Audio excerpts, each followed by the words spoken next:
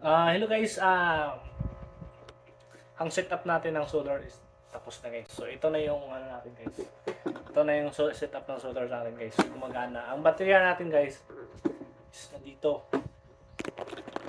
Yan yung battery natin yan. So lithium iron battery. Yan oh. Yung inasimbol ko nung nakarang araw guys. So ayan na yan guys. So complete na. May nandito na, may electric pan na. Nag-connect na yung electric pan ko. So ang reading niya is ano 5 watts yung reading ng electric fan. So yan yung reading ng electric fan guys. Yung ano natin, setup natin. Yan. Gusto niyo mong makita guys. Okay din guys. Wala nang ano yan guys. Wala nang problema tayo dyan guys. Magana na yung electric fan natin. Oh. Tingnan mo electric fan na kamo. O, diba? Ayun nakasaksak tayo guys. Oh.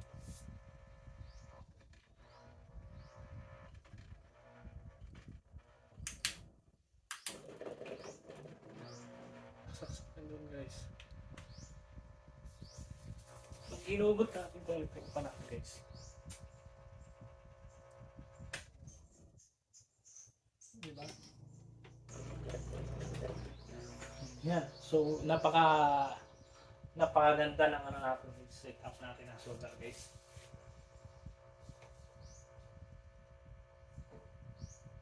Ito kasi guys, hindi ko pa inon to guys eh.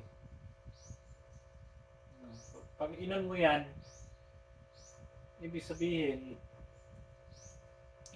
gagana na to. Hindi ko pa ito tinaas eh. Tataas ko pa yan. Tataas ko pa yan eh. Hindi ko pa kasi tinaas yan. So successful na yung solar natin na walang limitasyon guys.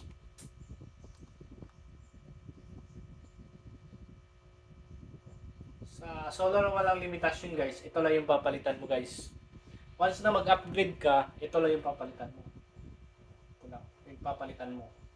Pag nag-upgrade ka ng solar. Yan. So the rest, hindi mo na kailangan i-upgrade yan. Basta ito lang ang kailangan i-upgrade mo. Yan ang dapat i-upgrade mo. So, yan. So napaka-basic na yung setup na solar. Once sa pinatay mo yun, oops, patay ba? Under mo yan. Mag-aantay pa siya, magta-timer pa siya. 2, 1, 0. O, di ba? Stigno! Please. Wala nang problema sa ano, sa ilaw. Pero so, nandito na lahat.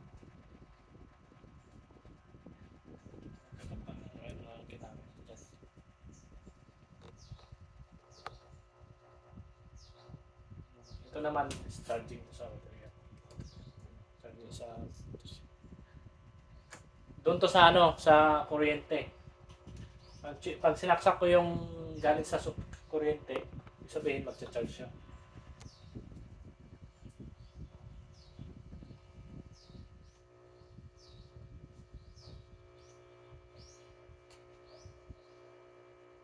Percent okay.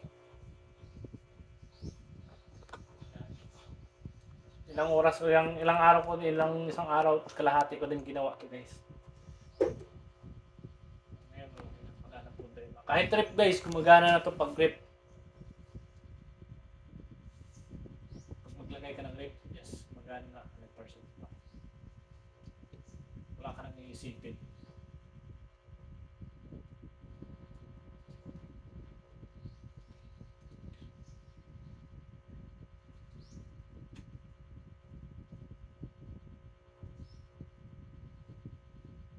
So, pasok dyan. Solar panel. Baba. Sa charging. Sa battery. Pasok sa battery. Diba? Tapos, balik. Lampas sa ano dito. Tapos dito sa ano. Battery. Pasok.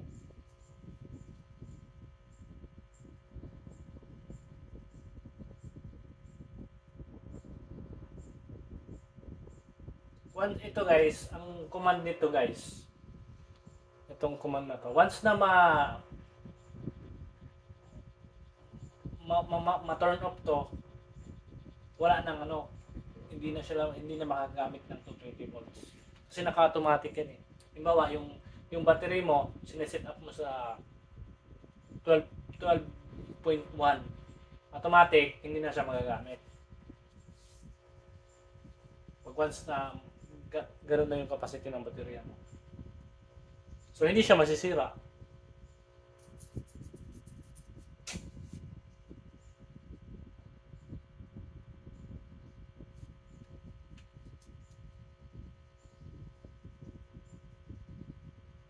Volts. Napakaganda ng aking sulat. Ito yung working na siya. Automatic na working na siya. Yun yung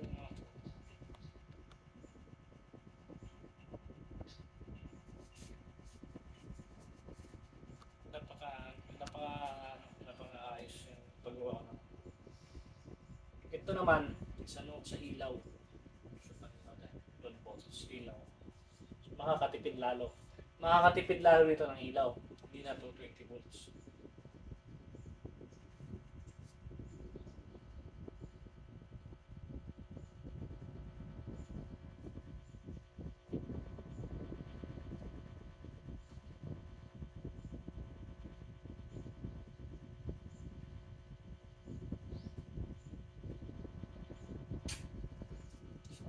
Nice guys. So, hanggang dito lang guys. Working na siya.